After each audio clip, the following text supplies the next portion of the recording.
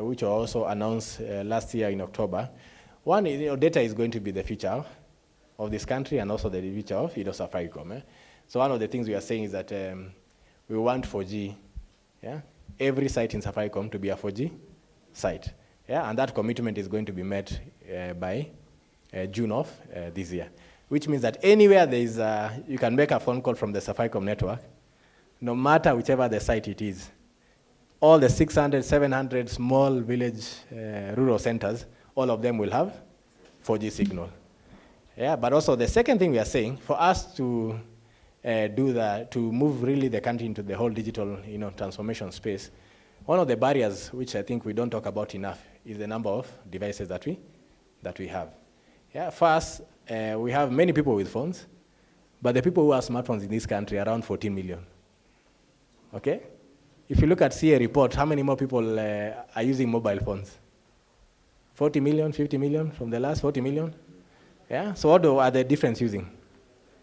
Kabambe in this day and age. And that's the other big next thing which we announced to say, that you want to have a smartphone where you pay on a daily basis. You pay a deposit and then every day you pay for the phone. And it's a good quality phone assured by Safaricom. So data is going to be big for us. Dropping access for devices for data is going to be big for us. Staying true to being simple, transparent, and honest is actually how we live out the ethos of what you want to do going forward. And obviously M-PESA is the reason why everyone recommends Safaricom, and also there's some exciting things they are going to unveil in the next couple of months. So that for me is a nutshell of where we are. Safaricom is a teenager who is going through what we are calling reflection times to decide how will the next 20 years of his life or her life look like. And then actually how do we become better in the next 20 years than how we've been in the last 20 years. Thank you. Acknowledge.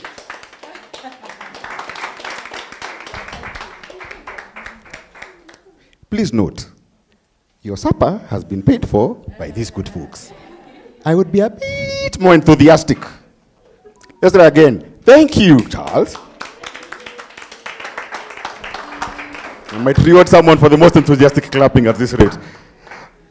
Okay, I think I would like to invite Fozia Ali, the head of Departmental Digital Products and Services.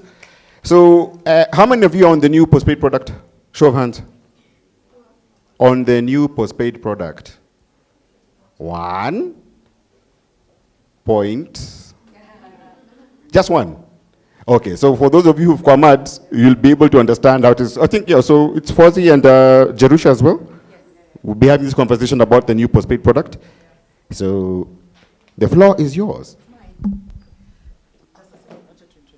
There's one of our colleagues who didn't introduce himself, Steve Mutungi. So this is a guy who's working on what is called the digital experience layer, on top of which we're building the app. He's just hiding, I don't know why. Hi everyone, my name is Steve Mutungi from Digital Engineering. Basically we are the back-end people, the guys who create the engine which rides all these channels. Thank you.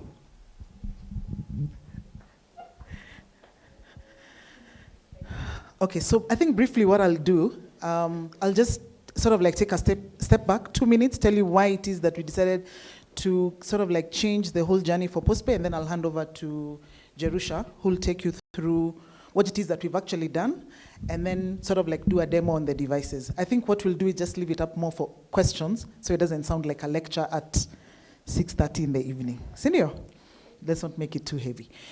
So for those who've been on PostPay before, you know that to join, you needed to walk into our shops, fill a form, give us your ID. Once you filled, we will tell you wait for 48 hours. At some point in the day, your phone will go off because we are doing prepaid to postpay migration. You won't quite know when that is. So at one point, you'll just find the phone is off. Then after some time, the phone will be on. And then, okay, you'll be a bit lost there. And anything that was supposed to be good about that experience kind of disappears very quickly. Secondly, when you get into postpay, if you didn't get in with a proposition, so if you just went and said you wanted to be postpay this is my limit, what we used to call autobar. My limit is 5,000. Ensure I don't go above that limit. You'd be calling at 4 shillings and 30 cents, and you'd be browsing out of bundle at 4 shillings. So you'd even be more upset. But of course, if you joined under Platinum or Advantage Plus, then it's a fantastic offer. So the process was very clunky. And that's where we started the journey to say, can we make it in such a way that the customer can be able to actually select the product and say, this is what I want, and join from the comfort of their home, and how would that look like? So I think that